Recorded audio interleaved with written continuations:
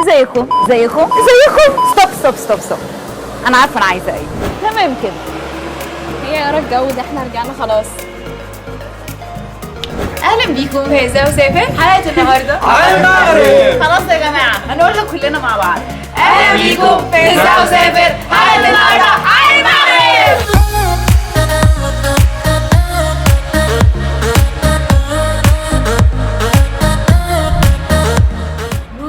احنا في المغرب. السفريه دي مختلفه تماما عن كل السفريات اللي فاتت، علشان لاول مره نطلع مع مجموعه من الفانز بتوعنا، ومش هبقى لوحدي قدام الكاميرا. ما فتحش غريبة. اشمعنى بقى المغرب؟ ليه مثلا مش بلد اوروبي؟ هقول لكم. مش بس لانها بلد عربي، لكن كمان عشان بلد تجنن. خليط حضارات وثقافات وديانات مختلفة اتضرب في الخلاط، فطلع الجمال ده كله. وكل الحكاية 5 ساعات طيران ودرهم مغربي بحوالي 2 جنيه مصري. أول بلد رحناها كانت كازابلانكا، وكازابلانكا ترجمتها الحرفية للبرتغالي الدار البيضاء. أيوة هي دي. بس هي مدينة بيضاء فعلا، وده ظاهر من اللون الأبيض المنتشر هنا، ومش عارفين الحقيقة هي اتدهنت بالأبيض بعد التسمية ولا اتسمت لأنها كانت بيضة من الأول. أجمل ما في كازابلانكا إنها بتطل على المحيط الأطلنطي، يعني بحر للصبح، ومش أي بحر. تاكل بقى، تلعب، تتصور، تسهر طول الليل أنت ومزاجك، والجو لطيف جدا هنا. والأسعار عامة حلوة برضه، يعني أكلنا في مطعم اسمه المونيا أكل فظيع، وكل واحد دفع 120 درهم، يعني حوالي 200-300 جنيه، وكان المطعم يجنن، برشحه لكم بشدة. سيبنا المدينة البيضاء ورحنا على الحمراء، لا مش اللي في لبنان، أقصد مراكش. بقول عليها البلد الحمراء من الحمار اللي في كل حتة، مباني، حيطان. من الوهلة الأولى هتحس إنك في خان الخليلي، بس على أكبر شوية، نظيفة وجميلة وروحها حلوة ومناسبة جدا لشراء الهدايا التذكارية والشوبينج، لأن أسواقها كتير جدا وفيها الطابع المغربي الأصيل. مدرسة اتولدت سنة 1346. غير إنك في مراكش سهل تدخل أي معبد يهودي تتفرج على الأركيتكتشر جواه. من أحلى التجارب بقى اللي عشناها في مراكش تجربة الأكل وإحنا رجلنا في المية في مطعم في أوريكا فالي، حاجة لازم تجربوها لما تيجوا هنا.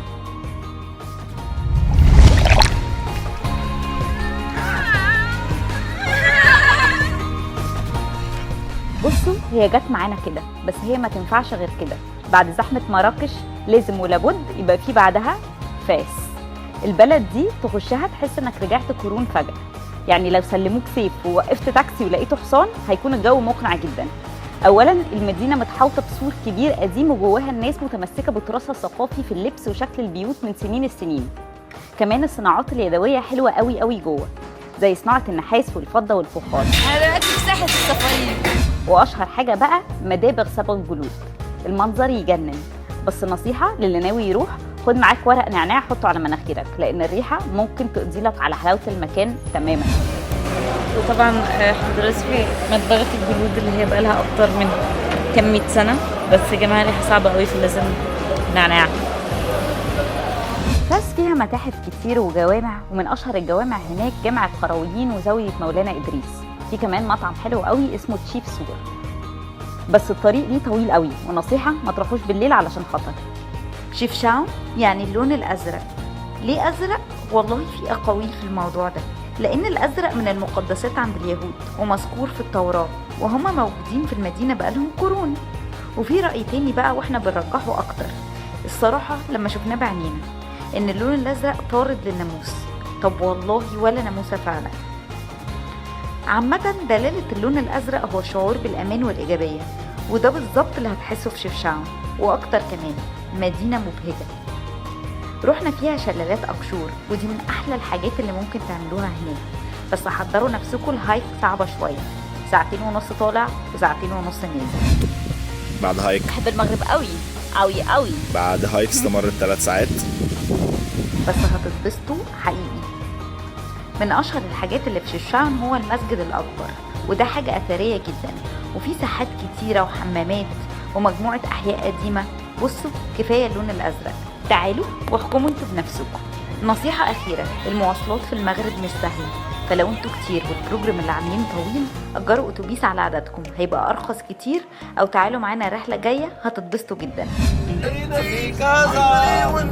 حياتي. ما تفوتوش أول فرصة وسافروا. ابعتوا لنا وقولوا لنا عايزين تسافروا معانا فين. نتغدى وبعدين نقرر. طيب انا جايبه لك معايا طاجين باللحمه بالقراصية. يا قروبه ده انا بحبها بالذات. استنوا الحلقه الجايه عشان تشوفوا الطاجين بيتعمل ازاي والاكل المغربي. يلا نسافر.